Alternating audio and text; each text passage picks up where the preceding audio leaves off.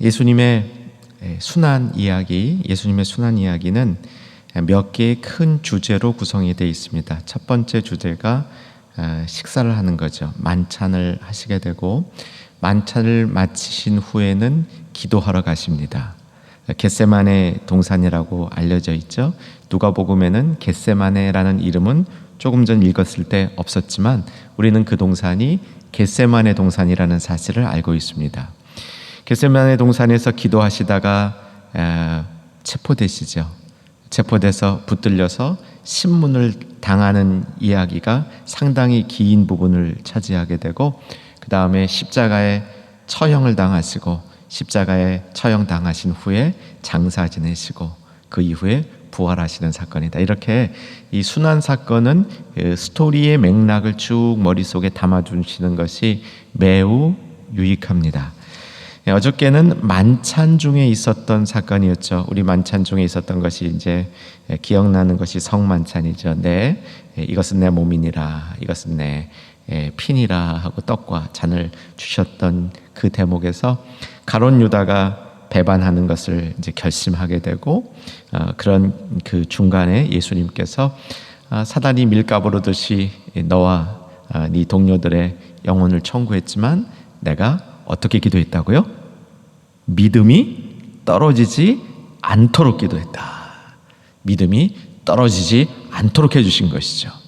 자, 그 식사 이후에 예수님은 오늘 사건인 감람산 겟세마네 동산으로 기도하러 가십니다. 예수님의 기도에 관한 기록이 성경에 굉장히 많이 있습니다. 그 중에 가장 인상 깊게 우리 속에 박혀 있는 예수님 기도의 장면이 바로 이 장면일 겁니다. 얼마나 열심히 기도를 하셨으면 땀이 줄줄줄줄 흐르는데 그 땀이 이 핏방울 같이 느껴졌다. 이게 이제 오늘 말씀이지요. 오늘은 이 말씀이 주어지는 그 강한 이미지를 우리 마음속에 새겨서 잊지 않고 우리의 삶 속에서도 이런 기도의 능력이 기억되어지고 나타나는 것을 소망하는 겁니다. 자, 여러분, 개인적으로 열심히 기도했던 시간들 한번 머릿속에 기억해 보시길 바랍니다. 내가 가장 열심히 기도했던 순간들. 많은 분들은 내가 좀 특별할 정도로 열심히 기도했던 순간들이 기억이 날 것이고, 또 꽤 많은 분들은 내가 그런 시간이 있었나? 나는 특별히 모태신앙으로 자라서 그런 기도 못해. 그런 특별한 기도 못해. 그러면서 그러나 일상의 기도를 쭉 드리고 살아오신 분도 있으리라 생각을 합니다. 한국 교회에 있는 특별한 기도의 상징은 뭡니까? 뿌리 뽑는 거죠. 뿌리 뽑는 거. 나무 붙들고 씨름하다가 나무 뿌리가 뽑혔다. 이것이 아주 한국 교회 전통적 전설적으로 남아 있는 특별한 기도의 모습이라고 볼 수 있겠습니다. 저는 한 두 분 이제 남성들, 특별히 이제 기도도 여성들이 더 잘해요. 근데 남성들 중에 특별히 기도 가운데, 새벽 기도 가운데 은혜를 받는 분을 경험한 적이 있었습니다. LA에서 뉴저지에서 각각인데 굉장히 오랜 기간, 근 1년 가까이를 거의 매일 이 수건도 보통 수건이 아니라 이 큰 수건이 있죠.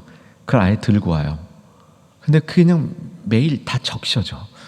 어떻게 저렇게 매일 저럴 수가 있을까? 좀 하나님이 붙잡아 주시지 아니하면 그럴 수 없는 거죠. 혹 우리 가운데도 하나님께서 그렇게 특별한 눈물의 축복으로 여러분의 기도를 이끌어 주신 분이 있다면 분명히 이것은 겟세마네 기도와 같은 큰 간증이 될 수 있으리라 생각합니다. 그리고 우리 마음속에도 한번 다짐해 봤으면 좋겠습니다. 내 인생에도 깊은 기도의 시간이 잘 기억되어져 있는, 앞으로 내 인생 남은 시간에도 주님과 깊은 기도의 시간 가졌던 것들이 기억되어질 수 있는 남은 인생의 축복 또한 누릴 수 있기를 주 안에서 소망합니다. 오늘 본문에는 세 가지 특징이 나타나는데 이 세 가지가 모두 예수님이 가르쳐 주신 기도의 핵심적인 내용들입니다. 하나씩 살펴보겠습니다. 첫 번째 39절 봅니다. 39절 같이 한번 읽어볼까요? 예수께서 나가사 습관을 따라 감람산에 가심에 제자들도 따라갔더니, 예수님은 기도를 습관 습관적으로 드리셨다 내용입니다. 습관적으로 여기서 드린 내용은 항상 기도하셨던 내용이라 볼 수 있는데 우리말 번역이 습관을 따라 이렇게 되어 있죠. 이것은 기도하는 시간이나 기도하는 장소가 지정되어져 있었다 그런 말씀입니다. 예수님은 감람산, 그러니까 겟세마네 동산을 기도의 처소로 삼고 가서 기도하셨습니다. 한번 생각해 보시기 바랍니다. 예수님이 감람산에 매일 가셨을까요? 아니면 하루 건너 하루 가셨을까요? 아니면 이따금 가셨을까요? 여러분 답은 무엇입니까? 제 답은 매일 가셨다는 겁니다. 그거 어떻게 아시냐고요? 아는 방법이 있습니다. 누가복음 21장 앞장인데 누가복음 21장 37절을 보시면 누가복음 21장 37절에 예수님께서 예루살렘에 입성하신 다음 제가 읽어드릴게요. 예수께서는 낮에는 성전에서 가르치시고 밤에는 나아가 감람원이라는 산에 가서 쉬시니 매일 가신 겁니다. 그러니까 이 감람산 겟세마네가 예수님이 예루살렘에 계신 일주일 동안 매일매일의 이 처소가 됐다, 주무시는 장소가 됐다 이렇게 볼 수 있고요. 더 흥미로운 사실은 겟세마네 동산에 가서 기도하셨을 때인데 그 기도하신 것을 쉬셨다 이렇게 얘기를 합니다. 쉬시는 것과 기도하는 것이 같은 모양새로 나타나 있다 이거죠. 기도하면서 쉬고 쉬면서 기도한다 이런 말씀으로 볼 수 있겠습니다. 사실은 열심히 기도하셨기 때문에 육신은 지치셨겠지만 그 지친 육신도 기도하는 가운데 또 다른 쉼을 얻었다 이렇게 이해해 보시면 좋을 것 같습니다. 이제 겟세마네 동산에 대해서 사진 2장으로 요즘 모습이죠. 2000년 전의 모습과는 좀 다르겠지만 그래도 그 감람 올리브 나무가 꽤 오래 살기 때문에 지금 감람산에 있는 올리브 나무도 1000년 이상을 살았다 이렇게 이야기하고 있습니다. 한 두 그림 보여드리겠습니다. 이런 모습이죠. 겟세마네 동산이라고 추정되는 장소입니다. 또 다른 그림 보여주시고요. 자, 그 다음 지도가 우리가 알아둬야 될 지도인데, 자, 지도 올려주시기 바랍니다. 여러분, 다락방이라고 보이세요? 이 다락방이 마가의 다락방입니다. 그러니까 뭐 한 장소이죠? 만찬을 드신 장소입니다. 만찬을 드신 장소에서 빨간 점선을 따라 예수님이 이동하셨을 것이다. 이건 뭐 거의 확실합니다. 그 지역의 길을 고증해 보면 저 길로 이동이 되고요. 예루살렘 가장 남단에 분문이라는 문이 있는데 이 문은 이렇게 그 배설물이 나가는 문을 분문이라 그러거든요. 그 문 옆에 이제 그 실로암 연못이 있겠죠. 그래서 그곳을 돌아서 기드론 골짜기를 타고 올라가다가 원래 점선 따라 쭉 가는 길이 벳박의 배단이 가는 길인데 그 길로 가지 않고 중간에 기온샘에서 오른쪽으로 빠지셔가지고 겟세마네 동산으로 들어가셨다. 이렇게 그 경로가 추정이 되고 있습니다. 여러분 또 하나 알아두셔야 될 게 겟세마네 동산이라는 데가 매우 넓습니다. 성전보다 더 커요. 성전보다 훨씬 더 큰 겟세마네 동산, 이 겟세마네 동산에 어디서 예수님이 기거하셨는지를 모르는 겁니다. 밤에 군병들이 예수님 겟세마네 동산에 계시다고 찾아가도 어디에 계신지를 알 수가 없는 겁니다. 저것을 샅샅이 다 뒤지려면 하룻밤 사이에 안 될 수도 있습니다. 그래서 누군가 내부 고발자가 있어야 예수님이 계신 장소를 알 수 있는 겁니다. 그 내부 고발자가 누구였습니까? 가롯 유다였죠. 그래서 예수님이 기도하시는 중에 체포되게 되고 내일과 모레 말씀은 체포된 예수님 그 말씀이 되겠습니다. 관심 가져 주시기 바랍니다. 자, 습관을 따라 기도하셨다. 이제 말씀으로 돌아옵니다. 습관을 따라 기도하셨다. 이 말씀은 이게 규칙적으로 기도했다라는 말로 볼 수도 있고 우리 볼 때에는 그냥 하니까 우리 새벽 기도 중에서도 그런 분 안 계시겠죠. 그냥 새벽에 일어나지니까 뭐 특별히 할 일도 없고 그냥 나오니까 나오고 이런 모습으로 하는 우리말 뉘앙스 가지고 있는 습관하고는 좀 다릅니다. 여기서 말하는 습관을 따라 했을 때 이 습관은 완전히 이 좋은 부분이 문화가 되어서 자기 몸에 딱 맞춰져 있는 상태를 습관을 따라 이런 겁니다. 그러니까 예수님의 기도 생활은 첫째, 매일매일 드려지고 정기적으로 드려지고 지속적으로 드려졌을 뿐만 아니라 기도의 좋은 문화에 친숙되어져서 삶 전체가 그냥 기도였다, 이런 말씀으로 받아들일 수 있는 특이한 표현입니다. 오늘 이 말씀을 받으면서 이번 한 주간 동안 우리 기도에 힘쓰자 그러고 시작했습니다. 여러분 어저께 기도에 좀 힘 좀 쓰셨습니까? 아침에 새벽기도 갔다 왔으니까, 아침에 새벽기도 영상으로 봤으니까 이제 하루치 분량 다 했다 그러고 오히려 더 편하게 사신 건 아닙니까? 낮 시간에는, 저녁 시간에는 그래서는 안 되는 거죠. 우리는 이 아침에 기도를 함으로 이 기도가 시발점이 되어서, 도화선이 되어서 하루의 삶 가운데 자주 더 많이 주님과 함께하는 시간, 주님의 뜻을 구하는 시간들을 가져가야 한다는 겁니다. 다양한 기도의 방법을 성경이 얘기하고 있습니다. 간구와 기도와 도구와 감사, 이런 것들도 우리가 잘 기억해 봐야 되겠고요. 특별히 사는 여러분, 오늘 아침에 기도하시면서 어느 시간 몇 분을 기도하시든지 간에 주님과 기도의 관계가 꼭 회복되어지시는 모든 충현의 가족들 되기를 주 안에서 소망합니다. 그러면 그거를 낮에도 쓰셔야 돼요. 낮 시간에도. 나는 기도는 아침에만 한다, 이렇게 정하지 마시고 그 기도의 잡은 줄을 낮에 삶의 자리에서도 쓰실 수 있어야 됩니다. 오늘 하루 이 훈련 도전하시길 바랍니다. 총알 기도라고 그러기도 하고 화살 기도라고 그러기도 하고, 그런 기도 알고 계시죠? 필요할 때 그냥 바로 딱 하는 겁니다. 여러분 그 기도의 내용이 어디 나오는지는 알고 계십니까? 그런 게 있다는 건 들어보셨는데 성경 어디에 나오는지는 알고 계십니까? 알려드릴게요. 어디 모르시는 분 적어두시기 바랍니다. 느헤미야 2장 4절입니다. 느헤미야 2장 4절. 안 찾으셔도 되고요. 혹 찾으실 분 빨리 찾으셔도 됩니다. 제가 읽어드리는 것 잘 들으시고 되고요. 어디 있다는 거 먼저 확인하셔요. 그러면 네가 무엇을 원하느냐? 이것이 느헤미야에게 왕이 질문하는 겁니다. 그러면 내가 무엇을 원하느냐 하시기로, 내가 곧 하늘의 하나님께 묵도하고, 뭐예요? 급한 시간에 기도해보고 말씀드리겠습니다, 이러고 할 지금 여가가 없는 겁니다. 왕이 지금 네가 뭘 원하느냐 했을 때 빨리 원하는 거 말해야 되는데 정확하게 말해야 되니까 어떻게 했냐면, 하나님께 그냥 묵도 잠시 드리고 나를 지켜주세요, 내 입술을 지켜주세요, 내 마음을 지켜주세요 하고 바로 화살기도 총알기도 쏘아 올리고 그 다음에 이끄시는 대로 말하는 거예요. 느헤미야 2장 4절이죠. 제가 알고 있는 어떤 그 기장, 파일럿, 기장, 비행기 운전하시는 분이요, 이런 얘기를 하는 걸 들었습니다.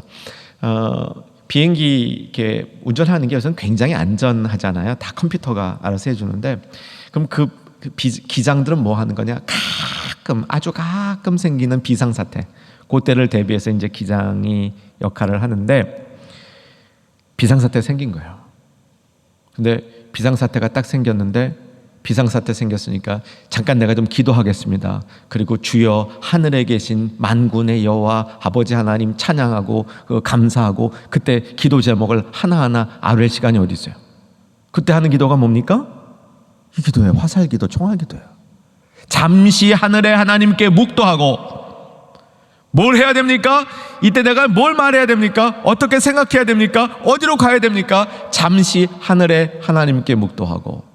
그런데 이 기도가 작동이 되려면 평소 기도가 작동이 되는 사람이 작동되는 것이지, 평소에 기도가 작동 안 되는 사람이 이 화살 기도가 되겠습니까? 화살이 어디 있는지도 모르고 줄이 붙어있는지 끊어져 있는지도 모르는 상태에서 화살 기도가 되겠습니까? 그래서 습관을 따라, 이 말씀은 우리에게 기도가 항상 젖어 있는 습관, 기도에 젖어 있는 우리의 영적 습관을 가져야 된다, 이렇게 정리하면 좋겠습니다. 충현 가족들을 축복합니다. 습관을 따라 영적 기도의 습관이 잘 들어있는 우리 모든 충현의 가족들로 성숙하시기를 주 안에서 소망합니다.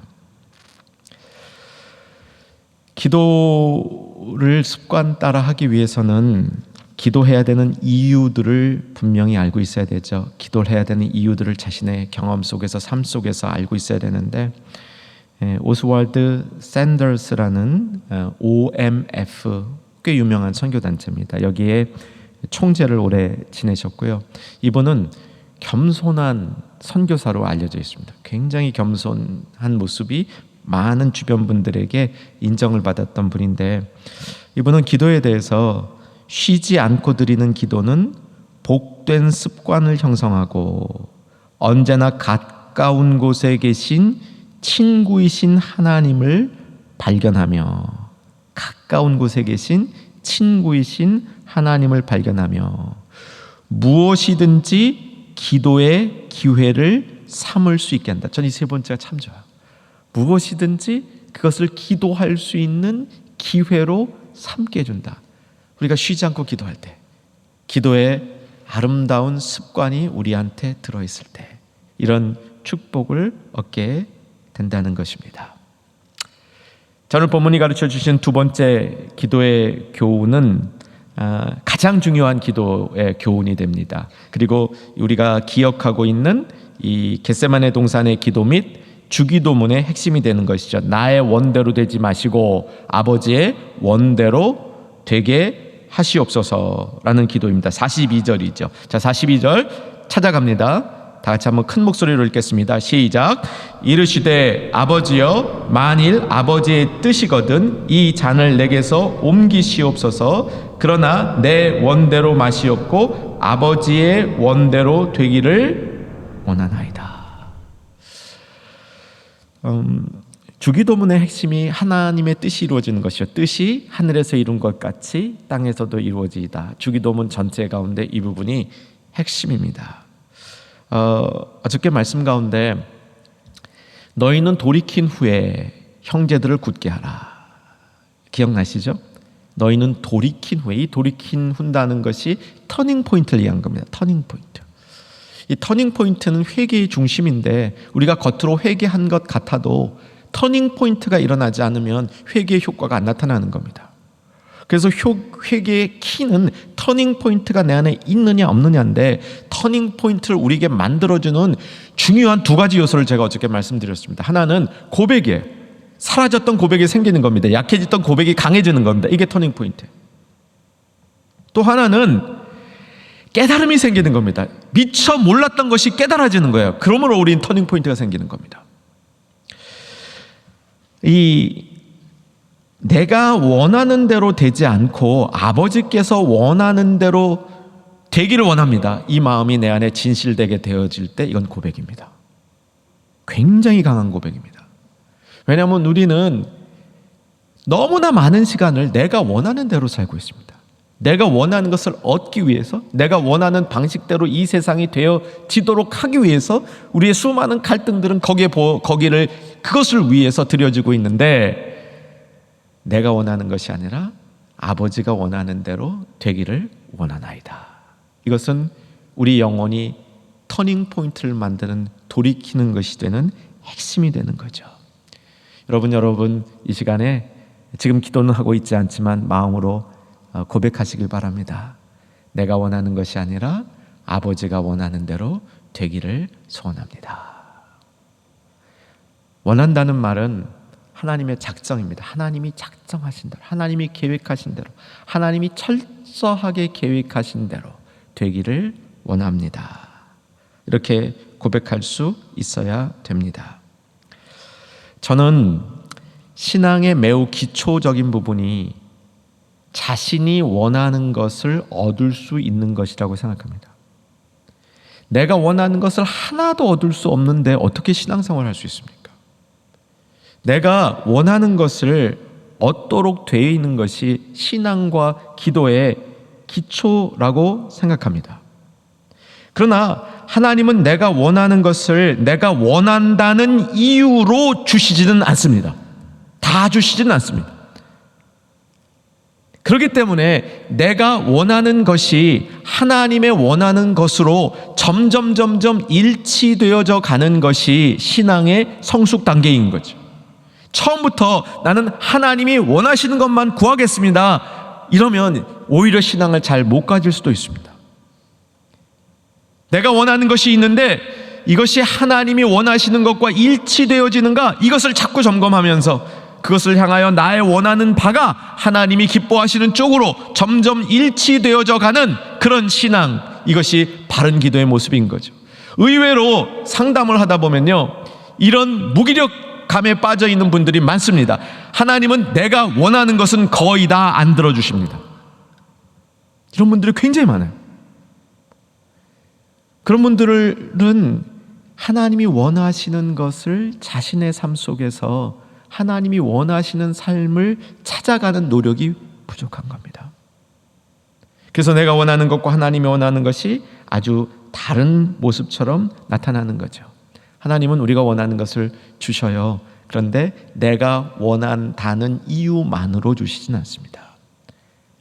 우리의 원하는 바가 하나님의 뜻과 하나님의 계획과 일치시키도록 하는 과정을 이루시기 위해서 때로는 우리가 미흡할 때도 주시기도 하고, 때로는 다 되어 있는데도 좀 더 늦게 주시기도 하면서 우리의 뜻과 하나님이 원하는 것이 점점 더 가까워지기를 바라는 겁니다. 내가 좋은 거 갖는다고 나에게 다 유익하지 않습니다. 어떤 때는 내가 좋은 거 가졌는데 그것이 나에게 큰 문제가 될 수도 있습니다. 우리가 대부분 알고 있는 까뮈라는 프랑스 소설가 있죠. 노벨 문학상 받은 분이죠. 이 까뮈가 노벨 문학상을 받고요, 그 상금으로 꽤 많은 돈을 받아가지고 그것으로 뭘 했냐면 당장 파리 근교에 별장을 샀답니다. 그 별장 가다가 차 사고로 죽었습니다. 내가 좋아하는 것 가졌다고 해서 그것이 나에게 축복이 아닐 수 있습니다. 그래서 주님 원하시는 것, 주님 원하시는 뜻대로 이루어지기를 바라는 것이 우리 신앙의 중심 모습이 돼야 되는 겁니다. 자, 세 번째 42절이죠. 우리가 알고 있는 땀이 떨어지는 핏방울같이 되었다. 같이 한번 본문을 정확히 읽고 이 기도의 내용을 살피셔야 됩니다. 44절 집중해서 읽겠습니다. 예수께서 힘쓰시고 애써 더욱 간절히 기도하시니 땀이 땅에 떨어지는 핏방울 같이 되더라. 이게 땀방울, 핏방울, 핏방울, 땀방울 섞여 있어요. 좀 사실은 섞어도 큰 문제는 안 됩니다. 핏방울이 땀방울이 됐는지 땀방울이 핏방울이 됐는지 사실 중요한 것은 우리 주님이 너무나 애써 기도하셨다는 것이고요. 이건 성경에 나오는 가장 간절한 기도의 모습인데, 표현상의 정확한 이해는 뭐냐면 땀이 떨어졌는데 그것이 흘러내리는 핏덩이처럼 느껴졌다. 그 얘기예요. 그러니까 어쩌면 그 땀은 피와 같은 땀이었다, 뭐 이렇게 볼 수 있는 거죠. 어떤 의학자는 이걸 가지고 우리의 땀이 정말 피가 될 수 있는가 없는가, 뭐 이 연구에서 발표한 논문도 봤는데 그럴듯해요. 정말 사람이 간절하게 기도하다 보면 땀이 이 피가 맺혀서 나올 수 있다, 뭐 그렇게 증명도 가능한 것 같은데, 성경이 말하고자 하는 바는 땀이 피가 되느냐 피가 땀이 되느냐보다는 이만큼 애절하게 예수님이 기도하셨다는 겁니다. 정말 이렇게 간절한 기도를 하나님 앞에 올려드린 이유는 바로 두 번째 얘기였던 내 뜻대로 되지 마시고 아버지의 원대로 되기를 원하나이다, 이 부분의 연장선인데, 그냥 모든 일이 아버지의 원대로 되기를 바랍니다라는 기도에서 이것은 조금 더 구체적으로 하나님 아버지께서 계획하신 구속 사역을 이루는 바로 그 일을 완성하기 위한 집중 기도의 모습이었다는 겁니다. 그래서 저는 핏방울 같은 땀방울 기도라고 얘기를 하기도 하고요.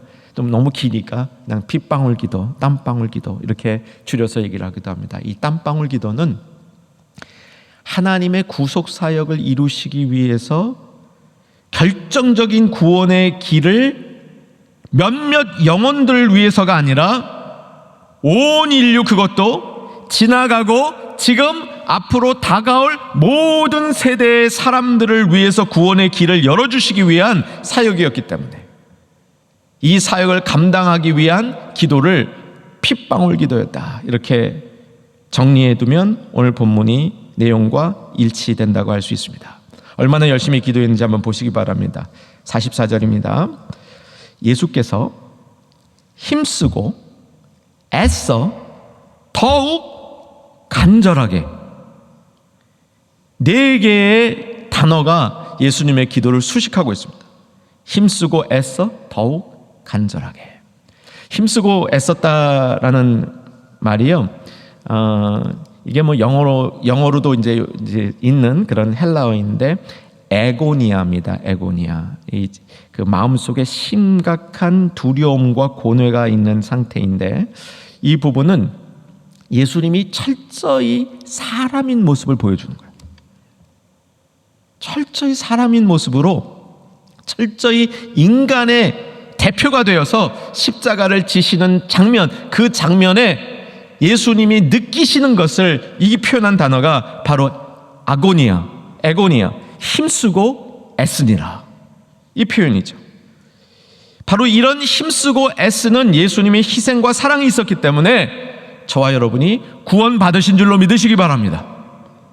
우리에게 있는 구원의 길이 그냥 생긴 게 아니죠. 예수님이 힘쓰고 애쓰신데 보통 애쓰신 게 아니라 더욱 간절히 기도하면서 핏덩이 같은 땀방울을 흘리시는 그 애쓴 기도 덕분에 우리에게 구원의 길이 활짝 열린 겁니다. 이제 말씀을 정리하면서 우리가 어떻게 이런 기도를 할 수 있을지 생각해 보도록 합니다. 우리들이 오늘 배워야 될 핏방울 같은 땀방울 기도를 한번 드려보겠다 하는 마음 있으신 분들은 그렇게 시도해 보시기를 권합니다. 우리 일생 가운데 주님 앞에 드려졌던 놀라운 기도의 시간들, 이것들은 정말 귀중한 간증이 됩니다. 그러나 내가요, 오늘 밤에 한번 이 예수님처럼 핏방울 땀방울 한번 해보겠습니다, 작정을 하고 해보겠습니다, 그러면요 잘 안 돼요. 어떻게 하느냐, 제가 지난 주간에 이 말씀 준비하면서 한번 해보려다가 안 됐어요. 진짜 중요한 거는 오늘 본문이 가르치는 건 뭐냐면, 땀방울 핏방울 들어가기 전에 시험에 들지 말도록 기도해라. 네가 시험에 들지 말도록 기도하고, 예수님 오늘 말씀 기도의 시작이 이거잖아요. 시험에 들지 말도록. 시험에 들지 말도록 기도하는 가운데 성령께서 붙잡아서 내가 오늘 너를 기도에 제물로 도구로 삼겠다 했을 때 우리의 기도가 더 깊게 들어갈 수 있는 겁니다. 내가 내 의지대로 오늘 한번 날 잡아서 그동안 안 하던 기도 다 해보겠습니다. 되게 잘 안 돼요. 기도가 성령께서 붙들어 주셔야 되는 거예요. 그래서 우리는 매일 습관을 따라 좋은 기도의 습관을 갖고 있을 때, 기도에 깨어 있을 때, 기도의 줄을 잡고 있을 때 하나님께서 필요한 시간에 더 깊은 기도로 인도해 주신다는 사실이죠. 사랑하는 충현의 가족 여러분, 오늘 하루 시험에 들지 않도록 기도하는, 조금은 애쓰고 조금은 더 노력하고 조금은 더 간절한 우리의 마음이 생길 수 있기를 주 안에서 소망하며 축복합니다. 자, 오늘 예수님이 간절한 기도, 핏방울 땀방울 기도 드리실 때에 있었던 사건이 하나 더 있는데 이것도 오늘 보고 가셔야 돼요. 43절, 예수님이 그렇게 힘쓰고 애쓰고 더욱 간절히 기도할 때 예수님 혼자 있었던 게 아닙니다. 43절 한번 확인하며 읽습니다. 천사가 하늘로부터 예수께 나타나 힘을 더하더라. 천사가 나타나 힘을 더해준 거예요. 예수님이 부족하지 않아요. 예수님 힘으로 감당할 수 있습니다. 그러나 아까도 말씀드린 것처럼 애쓰고 힘써서 마지막 기도를 드리는 것은 인류를 구원하기 위해서 십자가를 지실 준비를 하는 것이기 때문에 이 부분에는 사람을 대표하기 때문에 사람으로서 되어 있는 예수님의 인성이 중심이 된 장면이란 말이에요. 그래서 천사가 돕고 있는 겁니다. 저는 오늘 이 말씀을 제 삶에 적용하면서 예수님이 핏방울 땀방울 기도를 언제 드렸냐면 구속사역을 감당하기 위해서 드린 겁니다. 핏방울 땀방울 기도는 못 드린다 할지라도 예수님의 구속사역의 일에 동참해서 그저 육신의 땀 몇 방울은 좀 흘리는 제 삶이 되어봤으면 하고 결단합니다. 사랑하는 충현의 가족들도 예수님이 그토록 계획하셨던 영혼 구원과 교회를 세우는 일과 하나님 나라가 이 땅에 이루어지는 일에 내 기도가 땀이 피가 되도록 그런 것 같이 기도는 못한다 할지라도 그건 주님이 허락해 주셔야 하는 것이기 때문에 그건 못한다 할지라도 조그만 땀 몇 방울은 주님을 위해서 흘릴 수 있는 충현의 가족들 모두 되어 주셨으면 합니다. 저는 이 기도를 주님이 드리는 걸 보면서 제가 따라할 수 없는 기도라는 걸 알았습니다. 대신 제가 해야 될 일이 뭔지를 하나 깨달았는데 감사는 해야 되겠습니다. 간절히 열심히 처절하게 기도하시는 우리 주님 앞에 진심의 감사는 드려야 되겠다. 그래서 이 기도가 생각날 때마다 주님 앞에 감사가 회복되어지고, 그리고 나의 일상의 기도가 주님 앞에 조금 더 쉬지 않고 올려지기를 바란다. 이것이 이 말씀을 저에게 적용한 것입니다. 그리고 하나 더 적용해 봤습니다. 주님의 일을 열심히 하면 천사가 힘을 더해 주겠구나. 천사가 힘을 더해 주겠구나. 이 표현은 도와준다가 아니라 힘을 더해 준다. 힘을 더해 주겠고 감당할 힘을 주겠구나. 이 말씀도 제 마음속에 담아 보았습니다. 사랑하는 온 충현의 가족들, 예수님이 겟세마네 동산에서 기도하시던 것, 정말 핏방울 같은 땀방울을 흘리시면서 기도했던 그 장면이 우리의 심령 속에 생생하게 자리 잡기를 소망합니다. 그리고 그것이 주는 교훈을 따라 앞으로의 삶이 더욱더 기도에 힘쓰며 기도가 능력이 있으며 주님과 동행하는 삶이 되기를 주 안에서 축원합니다. 다 같이 찬송가